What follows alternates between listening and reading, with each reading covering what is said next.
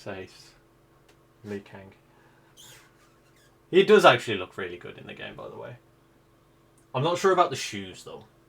That's a big thing. Everyone into fighting games on the internet recently has been speculating what's going to be going on in Mortal Kombat 1 since the gameplay reveal had been shown at the Summer Games Fest. Now, I have some ideas on what's going to happen. We're going to start off with the original trailers and then we're going to go on to just purely my own speculations on what's going to happen. Okay, I need to get into the mindset of this as well. Ow. So the first trailer was obviously revealed on the 18th of May of this year, and it shows us a lot of the characters that we kind of already knew were going to be in the game. You've got your Liu Kang, your Raiden, Scorpion, Sub-Zero. You get the idea. Now, at the end of that trailer, Shang Tsung walks out of the portal, as we all know from the trailer. But I don't think that Shang Tsung is going to be the main villain of this story, and here's why. Normally, or I say normally, with the last game and the game before, the pre-order bonuses were never bosses. So in Mortal Kombat X you had Goro, who wasn't even the main boss, he was a sub-boss with Shinnok being the main one. In Mortal Kombat 11 you had Shao Kahn, who was in the story but wasn't the main villain because it was Kronika. And now with this one I believe it's going to be the same thing, with Shang Tsung being a sub-boss in the story but not the main boss. I believe the main boss to be Onaga, because if you look at how the portal looks and with how big it is, it just doesn't make sense for Shang Tsung to have a portal that's that big for a character his size, since in games before, when you've seen portals, normally they've been only just big enough to fit the character themselves and let them walk through it. So I believe that it's going to be Onaga, purely based on the size and the fact that the colour matches his. Like, it's not going to be someone like Quan Chi, because his portals in other games have been green. Shao Kahn's have been kind of an orangey yellowy colour, and I think Blaze, I don't think Blaze is going to show up in the story at all. So I believe it to be Onaga. So in the gameplay trailer revealed at the Summer Games Festival, we're introduced to Kenshi as one of the playable characters. He's shown in the story, and from the way it looks, he's like got this Yakuza design, which I actually really like him in the suit with the tattoos on his hand holding the sword, and you've got like the ghost Ronin behind him. It looks so sick. But also in this game you're revealed to have Jax, Sonya, Kano, Goro and Stryker all as cameo characters. Now, the pattern that we have here is that all of the characters that have been revealed so far have all been from the first 3 Mortal Kombat games. So Mortal Kombat in 1998, I believe. I might want to fact check that. Mortal Kombat 1, Mortal Kombat 2 and Mortal Kombat 3. The only exception being Kenshi, who was debuted in Deadly Alliance. Now this makes me believe that a lot of the characters are going to be from the earlier Mortal Kombat games, purely based on the fact that in one of the interviews that Ed Boon did, he mentioned that he wants to bring retro characters back and kind of be nods to how they used to be in the old games, which I think he said about Goro and Stryker. I'm not too sure if he said it about anyone else. That's going to be another fact check. But he definitely said it about Goro. I remember that. So with that in mind, I believe that Jade, Reptile and Nightwolf are probably going to be the better characters for this, since Edenia is obviously shown when Katana and Melina are introduced in the first trailer. Reptile hasn't been in the game since Mortal Kombat X. Nightwolf had been in 9, missed in X, and then was in Mortal Kombat 11 as a DLC character. I think with how the new era stuff's planning out, it makes sense for Nightwolf to come back. And with Reptile, he might do something where Ed Boon, I think, mentioned that he wanted to bring new storylines to characters. Like, we already know how certain characters are, but he wants to give them a new storyline to give them kind of a breath of fresh air. I feel like Reptile could be one that happens with. Again, purely because we haven't seen him playable since X, and also he's been a fan favourite for a long time, and he's one of the original characters. So it does kind of make sense in that regard. Now, over the time that Mortal Kombat 1 has been announced, Ed Boon has said that he wants to bring a lot of the 3D era characters back. He's mentioned that in quite a few interviews. And he's also mentioned that a lot of characters that are classed as Mortal Kombat characters but have never been playable in Mortal Kombat games will come in to some extent. And I have some ideas about that later. For some of them as well, I'm going to bring in the intro dialogues that have been revealed in the game test that came out not too long after Summer Games Festival, because there were some videos that people made on the game, and there's quite a few intro dialogues that were shown, and I'm going to use some of them as examples, with the first one being this one. An intro dialogue between Liu Kang and Sub-Zero shows that Sub-Zero is not actually Kuai Liang, but Bi-Han.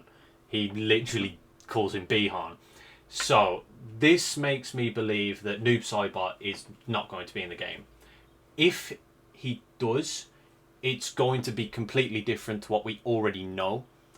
And again, I'm going to get onto that in a little bit. So slightly deviating from Sub-Zero now and going on to Kenshi and Liu Kang. The Black Dragon and Kuai Liang are both mentioned in one of the dialogues. I'm going to quickly tip back to the Noob Saibot thing with this. What they could potentially do, which I don't see happening but could be a theory, is they make Kuai Liang Noob Saibot instead of Bi-Han. I don't see that as feasible though, since Bi-Han's behaviour as Sub-Zero kind of reflects as Noob Saibot, because in life he was corrupt, he was known as like a really bad leader of the Lin Kuei. Well, not bad, but he was seen as kind of like a malevolent character while leader of the Lin Kuei.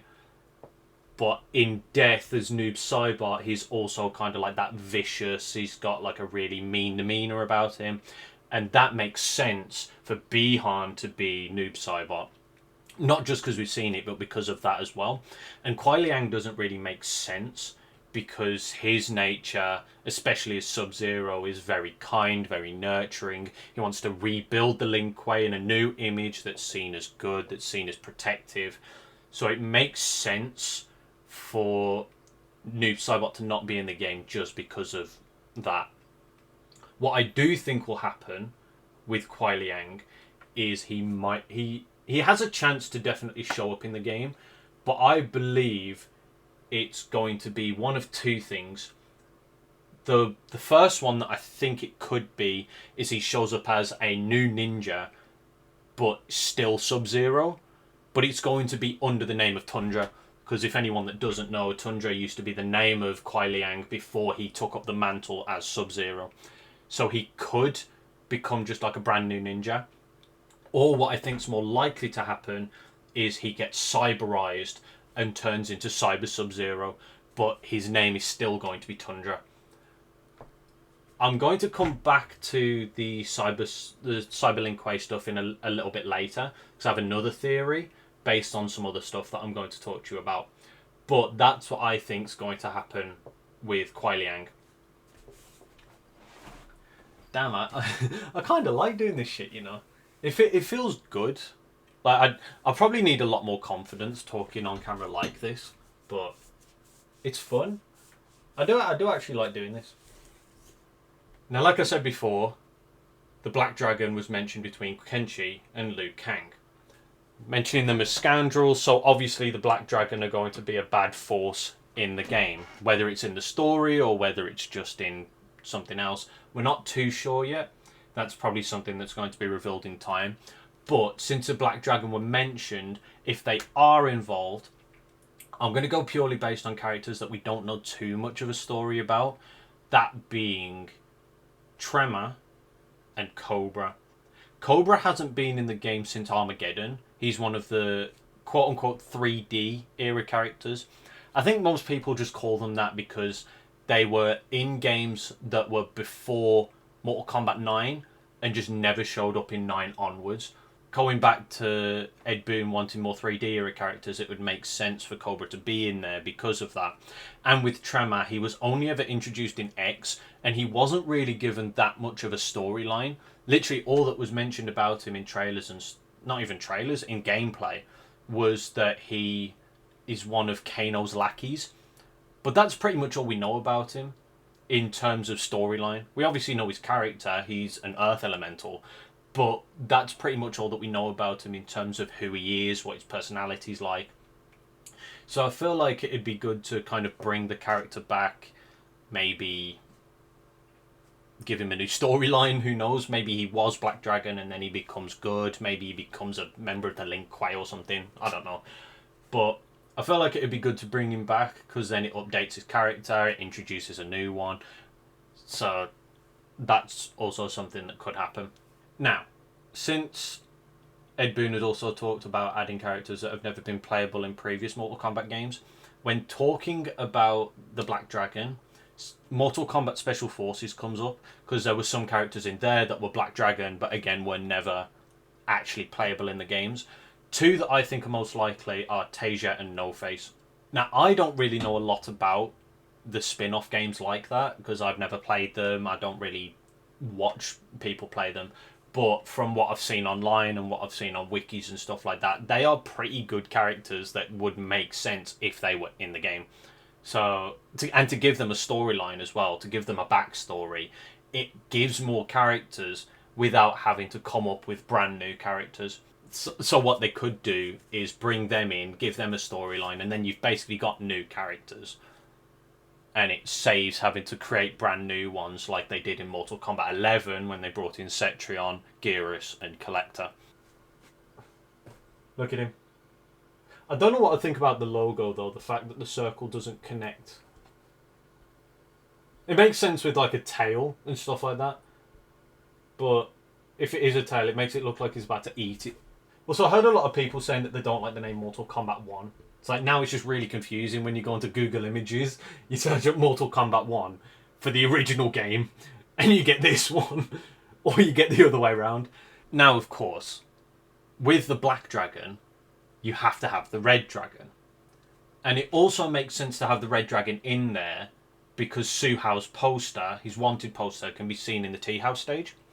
So if he's in there, if he's in that photo in the tea house, it would make sense for the Red Dragon to be there as well, almost kind of like outlaws, and they're wanted as well as the Black Dragon. But Su Hao isn't really liked in the Mortal Kombat team. Like even Ed Boon said that he doesn't like Su Hao's character. He said it's probably the worst character that he's ever made in a Mortal Kombat game. And that's also seen in Mortal Kombat 11 with Aaron Black's intro cutscene, where he literally brings in Su Hao's head. So I don't think he makes it in, but I believe Movado and Dagon do, if the Red Dragon does exist. And of course, if you have Dagon, it's kind of stupid if you don't have Taven in there as well, with them being brothers. Now, another lot of dialogues that happen between Kenshi and Liu Kang mentions Suchin, who, if you don't know, is Takeda Takahashi's mother. If she is mentioned, and in that dialogue, Kenshi is shown to show admiration towards Suchin, and Liu Kang said that Suchin shows admiration towards Kenshi. So if that happens, it makes sense for, even like, it could be a story thing when them two meet, they get to know each other, they do whatever the fuck they do, and then Takeda exists. I'm going to say something that I think a lot of people are probably going to be upset at me about, but I think it's genuinely something that happens. I don't think Scorpion's Hanzo Hasashi. I believe what's going to happen, which will this will link to the thing that I said about Takeda, so don't worry. I believe that this Scorpion is going to be the founder of the Shirai Ryu. I believe it's going to be confusing, because then we'll have two Takedas. We're going to have Takeda, the founder of the Shirai Ryu, and Takeda Takahashi. But just go with me on this. In the first trailer for the game that was shown, the very first one that came out in May, a lot of people noticed that Scorpion has the Lin Kuei symbol on his chest, which could mean that he was a member of the Lin Kuei, or is a member of the Lin Kuei even. But to give some story on Takeda, who was the founder of the Shirai Ryu. He was at one point a member of the Lin Kuei, and then whatever happened with him in the Lin Kuei. He branches off and creates the Shirai Ryu, which would make sense in this timeline because it's a brand new beginning. We get to see the foundation of the Shirai Ryu. And I believe that Takeda Takahashi is going to be one of the first people that becomes mentored by this Scorpion. What I believe the backstory here is going to be is that Bihan, as the leader of the Lin Kuei, wants to cyberize all of the members of the Lin Kuei.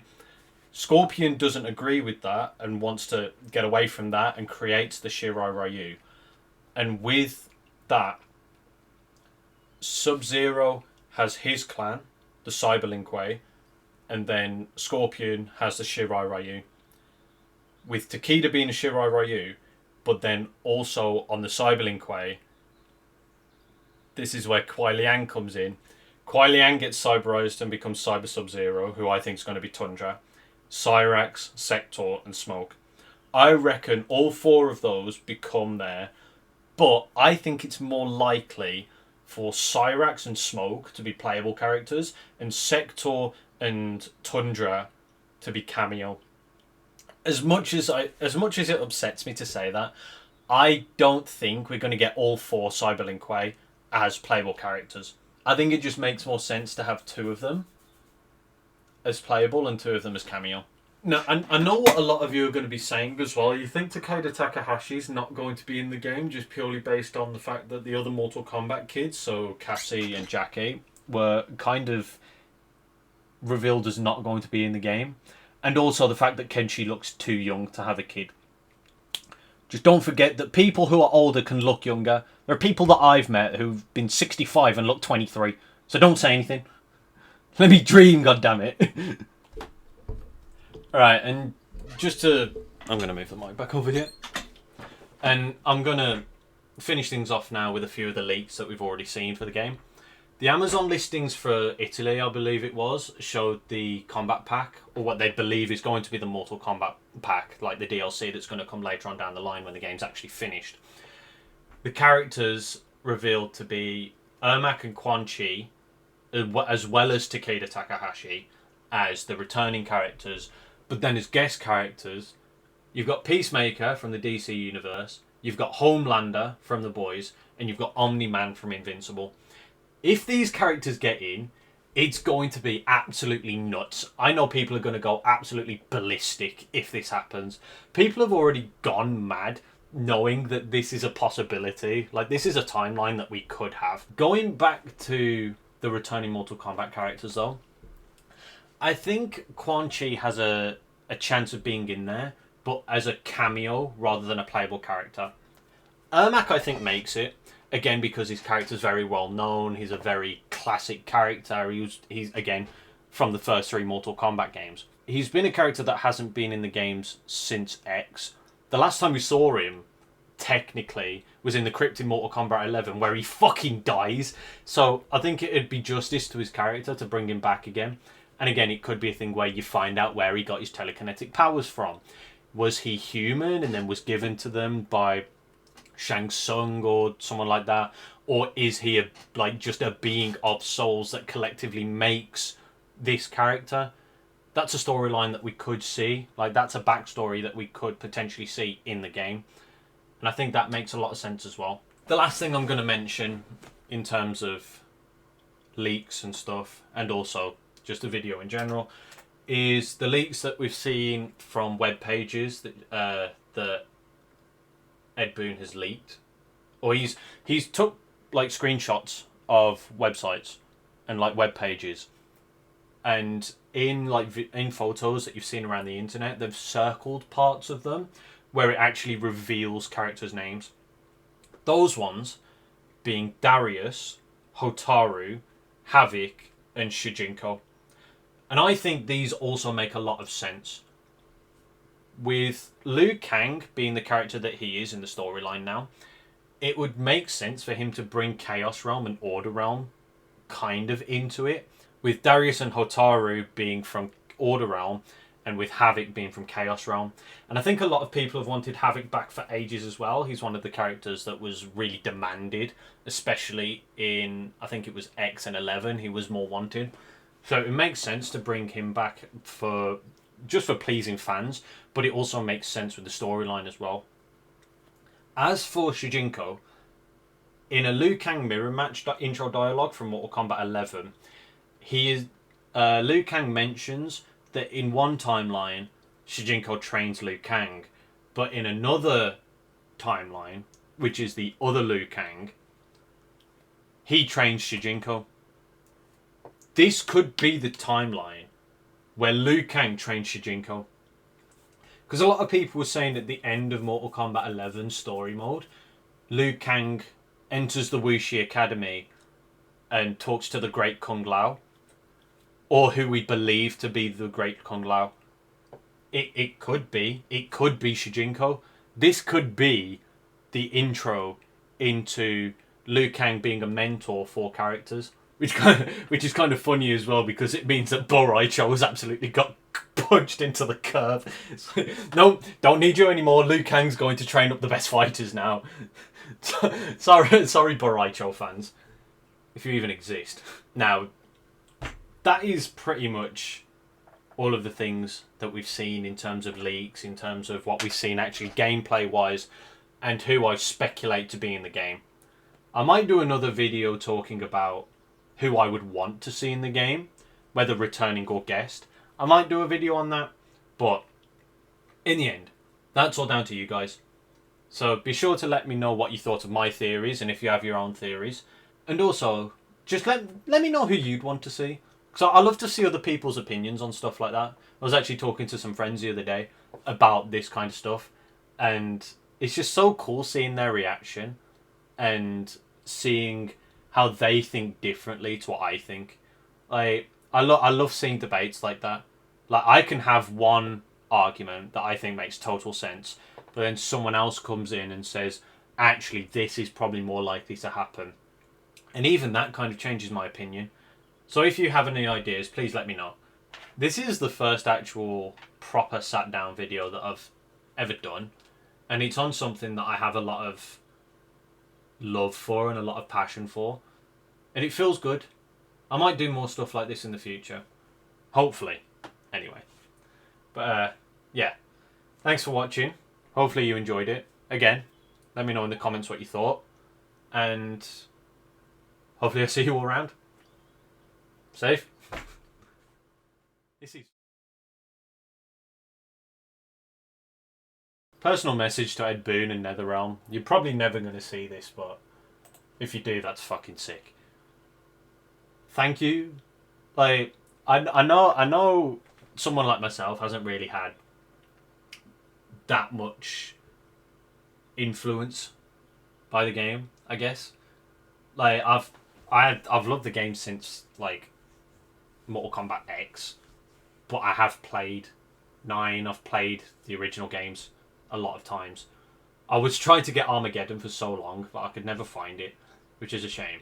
But after playing the games, like, it's so sick to see how much has changed in the game itself. Like, how time has come along, your technology's improved, how you're able to do things has improved. The fact that the graphics get so much better every single time. Like, I remember watching Mortal Kombat 11 trailers and seeing how sick they looked. I remember seeing just like, I'm watching this and I'm like, there's no way this can be topped in the next one. And then the next one comes out and it's even better. And it was the same thing when Mortal Kombat X came out. And it was the same thing when Mortal Kombat 9 came out. It's just constantly getting better and better and better. And the fact that Ed Boon has so much communication with the team and he's constantly giving them so much praise for what they're doing, and the fact that they're doing so well, it's so sick to see from a person who hopes to one day get into game development or game design of some capacity. I guess I'm done. Bye.